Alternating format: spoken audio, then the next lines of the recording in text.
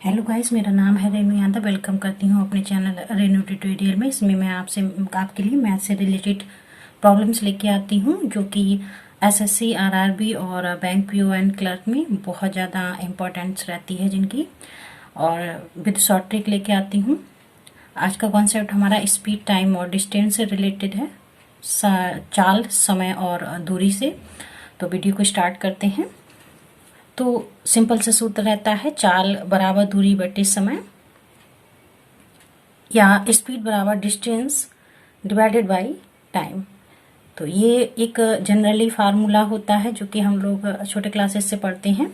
तो यहाँ से आपको मिल जाएगा दूरी बराबर चाल गुणे समय, यानी कि distance is equal to speed into time. तो डेफिनेटली आप यहाँ से देखें, ये जो आपका फार्मूला है दूरी बराबर चाल गुणे समय, अगर हम यहाँ आपकी चाल नियत कर दें, अगर आपकी चाल नियत रहती है तो सिंपली जो दूरी है वो आपके समय पर डिपेंड करेगा। आपका दूरी बढ़ेगी, दूरी के अनुसार समय बढ़ेगा, और समय के अनुसार जो है दूरी बढ़ेगी या घटेगी। तो इस फार्मूले से आपको ये वाला कॉन्सेप्ट मिल जाता है। जब d समानुपाती t है तो d1 upon t1 is equal to d2 upon t2। Second आपकी कंडीशन रहेगी जब आपका समय नियत रहे। अगर आपका समय नियत रहता है तो इस कंडीशन में आपको मिल जाएगा d1 upon s1 is equal to d2 upon s2।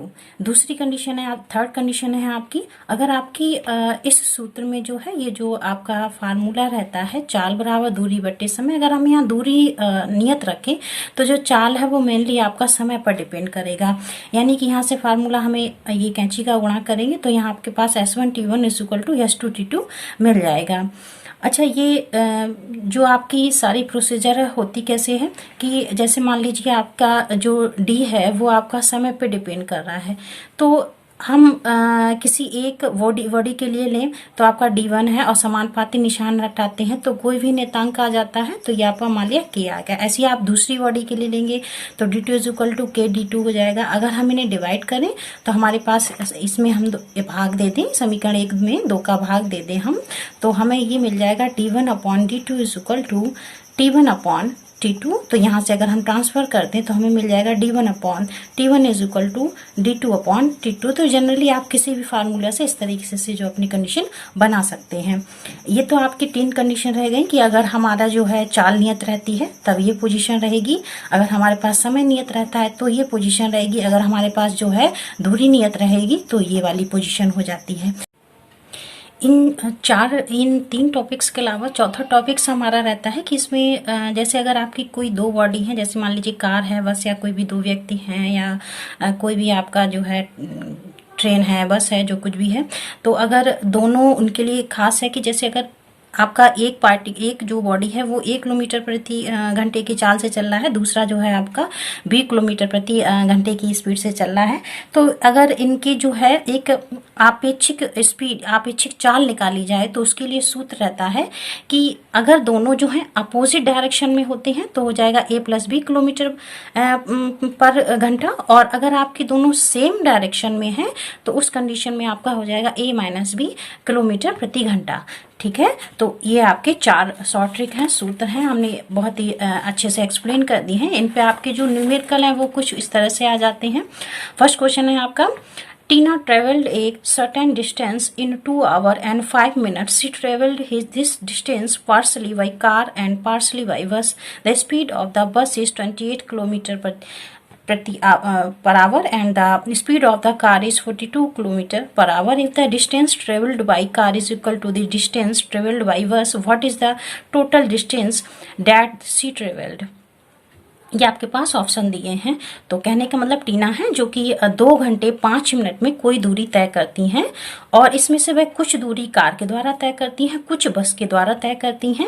जब वो बस के जो दूरी तय करती हैं तो बस की जो चाल है वो 28 किलोमीटर प्रति घंटा है, और जो कार से दूरी तय करती हैं उसकी जो चाल है वो 42 किलोमीटर प्रति घंटा है। और ये कहते हैं कि जो कार के द्वारा दूरी तय की गई है और जो बस के द्वारा दूरी तय की गई दोनों आपकी इक्वल हैं। तो हमने मान लिया कि कार के द्वारा तय की गई दूरी, कार के द्वारा तय की गई दूरी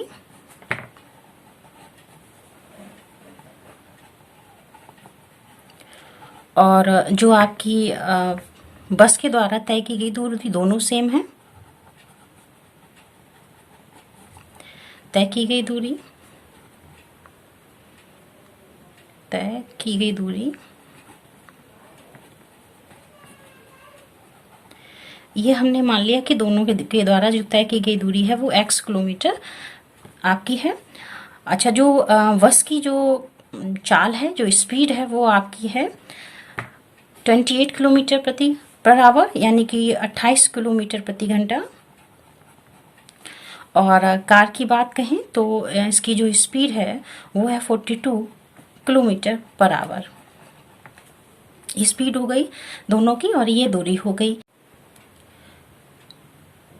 जो टोटल समय लगा है वो है आपका 2 घंटे 5 मिनट, यानी कि T1 + T2 है 2 आवर एंड 5 मिनट।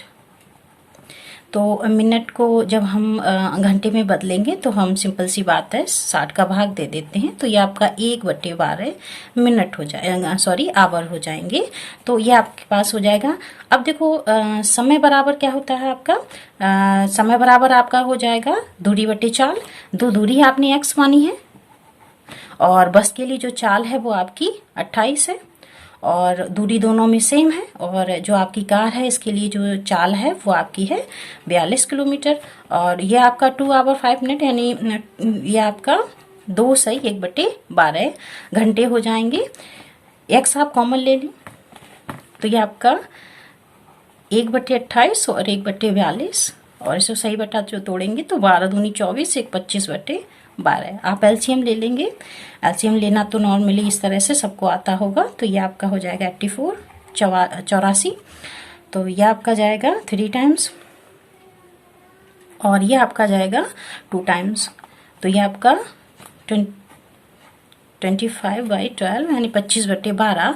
तो ये आपका x गुणे 5/84 बराबर आपका हो जाएगा 25/12। ये आप इसको काट देंगे और ये आपका 7 टाइम्स आएगा। आप मल्टीप्लाई कर देंगे तो 5 × 7 यानी कि 35 किलोमीटर। तो आपकी जो डिस्टेंस है वो 35 आई है। तो आंसर आपका जो है वो ये x = 35 किलोमीटर आया है। और प्रश्न में ये कह रहे हैं कि दोनों के द्वारा जो तय की गई दूरी है वो सेम है। तो x जो है वो बस के द्वारा तय की गई होगी 35 किलोमीटर और कार के द्वारा भी 35 किलोमीटर। तो जो टोटल डिस्टेंस है वो आपकी जो आपकी टोटल डिस्टेंस है वो आपकी आ जाएगी आप 35 + 35 यानी कि 70 किलोमीटर, 70 किलोमीटर आपका जो है आंसर हो जाएगा। तो ये आपका ऑप्शन ए पार्ट ठीक होगा। नेक्स्ट क्वेश्चन है हमारा, the speed of A car is 1.5 times the speed of a bus if the car travels at the speed of 60 km/h. What will the difference in the time taken by the bus and the time taken by the car to cover 720 kilometre. तो यहाँ ये कहते हैं प्रश्न में कि जो car की स्पीड है वो 1.5 गुना है जो आपकी बस है उसकी स्पीड से, और साथ में दिया है आपको जो कार की जो है स्पीड दे दी। तो कार के लिए जो है स्पीड दे दी आपको S1 दे दिया 60 km/h। और अकॉर्डिंग टू क्वेश्चन, प्रश्न के अनुसार ये है कि जो बस की स्पीड है, जो कार की स्पीड है वो जो है 1.5 गुना ज़्यादा है बस की स्पीड से। तो हम अगर कार की स्पीड निकालेंगे तो ये जो बस की स्पीड है इसमें हम 1.5 का गुणा कर देंगे। तो ये आपके पास 60 है, 1.5 गुणे आपका S2। तो S2 = आपका हो जाएगा 60/1.5। ये आप इसको कैलकुलेट कर लेंगे तो ये आपके पास आ जाएगा 40 किलोमीटर पर घंटा। ये आपके पास जो है स्पीड आ गई बस की।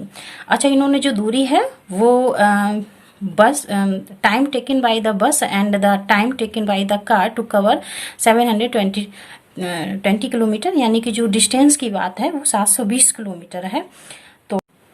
तो अब ये हमने जो है आपका S1 जो कार की स्पीड थी वो दे दी गई है, S2 जो बस की स्पीड है वो हमने निकाल ली है। इनके बीच डिफरेंस निकालना है। तो डिफरेंस के लिए आपका T2 माइनस T1 कर देंगे, क्योंकि बस के लिए जो लिया गया समय जो है वो ज़्यादा होगा, क्योंकि जो बस की स्पीड है वो कम है और जो कार की स्पीड है वो ज़्यादा है। तो इस नेचुरली बात है कि जो आपकी बस रही होगी उसके द्वारा जो समय लिया गया होगा वो जो है ज़्यादा होगा। तो हम लोगों को T2 माइनस T1 करना होगा। तो T2 minus T1 is equal to आपका ये सूत्र रहेगा D अपॉन S1 और minus D upon S2 minus D upon S1।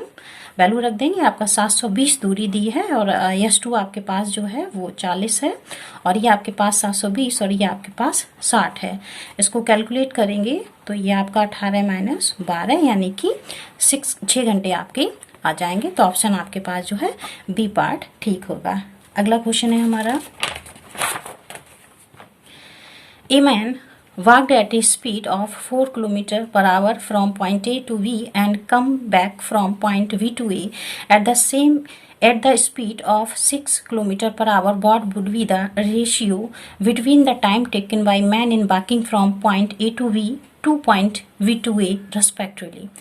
तो कहते हैं कि कोई व्यक्ति है वो जो है ए से बी तक जाता है तब उसकी चाल होती है 4 किलोमीटर प्रति घंटा, और जब वो बी से ए की ओर आता है तो दूरी जो उसकी चाल होती है वो होती है 6 किलोमीटर प्रति घंटा।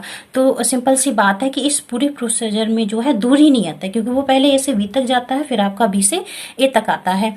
तो पहले जो स्पीड है वो इसकी दे दी है 4 किलोमीटर प्रति घंटा और जो S2 है वो दिया है 6 किलोमीटर प्रति घंटा। तो सिंपल सी यहाँ जो दूरी है वो नियत रह रही है। तो D1 और D2 जो हैं ये आपके नियत हैं, D हैं। तो आपका सूत्र रहता है या आप जनरली ले लें, आपके पास सूत्र रहता है S1 is equal to D upon T1 और S2 इज इक्वल टू हो जाता है D अपॉन T2। तो फर्स्ट और सेकेंड को डिवाइड कर दें, फर्स्ट y 2, तो यह आपका S1y S2 is equal to हो जाएगा D अपॉन T1 और D अपॉन T2। तो यह आपको मिलेगा T2 अपॉन T1। तो यह T1 upon T2 is equal to आपको मिल जाएगा S2 अपॉन S1। तो ये आपके पास रहेगा 6/4 यानी कि 3/2। तो इसका जो रेशियो है वो आपको मिल जाएगा 3:2। आप शॉर्ट ट्रिक से करना चाहें तो वो और भी छोटा हो जाएगा, उससे कर सकते हैं। और ये मैंने थोड़ा सा जो नेचुरली वे होता है उससे करके दिखा दिया। नेक्स्ट क्वेश्चन है हमारा, 2 cars starts at the same time from A and V, which is 120 km apart. If the 2 cars travel in opposite direction, they meet after 1 hour, and if they travel in same direction from A towards V, then A meet V after 6 hours. What is the speed of car starting from A? तो वही चीज़ है, ये हमने जो चौथी जो short trick बताई थी कि जब सेम डायरेक्शन में चलते हैं तो, और जब आपके अपोजिट डायरेक्शन में चलते हैं तो ये जो 2 कारें हैं वो एक ही समय पर ए से वी की ओर चलती हैं, जो कि इनके बीच की जो दूरी है वो 120 किलोमीटर है।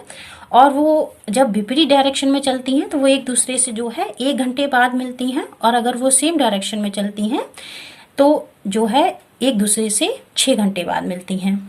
तो वही लॉजिक हम लोग लगा देंगे। तो मान लेते हैं कि जो आपकी ए कार है, ए के लिए जो स्पीड है वो आपकी हमने x किलोमीटर पर आवर मान ली, और जो आपकी वी कार है उसके लिए जो स्पीड है वो हमने y किलोमीटर पर आवर मान ली। उसके बाद जो है पहली कंडीशन में जो इन्होंने दूरी तय की है टोटल 120 किलोमीटर है, जब आपके जो है विपरीत डायरेक्शन में चलते हैं जो समय है 1 घंटा लेते हैं। तो वही दूरी इज इक्वल टू आपका हो जाता है चाल गुणे समय।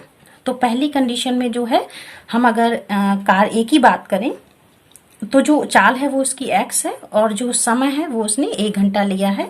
तो x गुणे 1, और चूंकि विपरीत डायरेक्शन में है तो यहाँ प्लस करेंगे और फिर y गुणे और 1 हो जाएगा क्योंकि बाई भी 1 घंटा लेता है, बराबर आपका है ये 120 किलोमीटर की इन्होंने दूरी तय की है। तो ये आपको मिलेगा x plus y equal to 120। ये आपको पहली इक्वेशन मिल जाएगी। दूसरी कंडीशन में कहते हैं कि यही दूरी जो है अगर वो सेम डायरेक्शन में चलते हैं तो उस समय जो है ये एक दूसरे से 6 घंटे बाद चलते हैं। तो यही सूत्र लगाएंगे दूरी के लिए, सेम सूत्र लगाएंगे। तो यहाँ आपकी जो स्पीड है वो तो x है, लेकिन अब समय कितना लग रहा है, 6 घंटे लग रहे हैं, और चूंकि सेम डायरेक्शन है तो माइनस लेंगे और बराबर आपका हो जाएगा 120। तो आप 6 कॉमन ले लें, x minus y equal to आपके पास ये 120 और ये आपके पास रहेगा, तो x minus y equal to आपके पास हो जाएगा 20, समीकरण नंबर 2। तो समीकरण 1 व 2 को और जोड़ देंगे आप, 1 और 2 को हमने ऐड कर दिया। तो ये आपका x plus y plus x minus y equal to 120 और प्लस 20, ये आपके 120 प्लस 20, तो ये आपके 2x बराबर हो जाएंगे 140, यानी कि x इक्वल टू आपको मिलेगा 140/2, यानी कि 70 किलोमीटर प्रति घंटा। तो इन्होंने जो है आपका ए के लिए पूछा है फ्रॉम ए, तो ए के लिए पूछा ये आपका 70 किलोमीटर प्रति घंटा, तो ऑप्शन आपका ए ठीक होता है। तो ये हमारा लास्ट क्वेश्चन था। वीडियो कैसा लगा प्लीज कमेंट करके जरूर बताएं। जहां भी एक्सप्लेनेशन में प्रॉब्लम हो, वीडियो में कोई प्रॉब्लम हो, वीडियो में कोई कमी हो तो प्लीज कमेंट करके जरूर हमें बताएं। और अगर वीडियो पसंद आए तो लाइक शेयर और सब्सक्राइब जरूर करें। Thank you so much.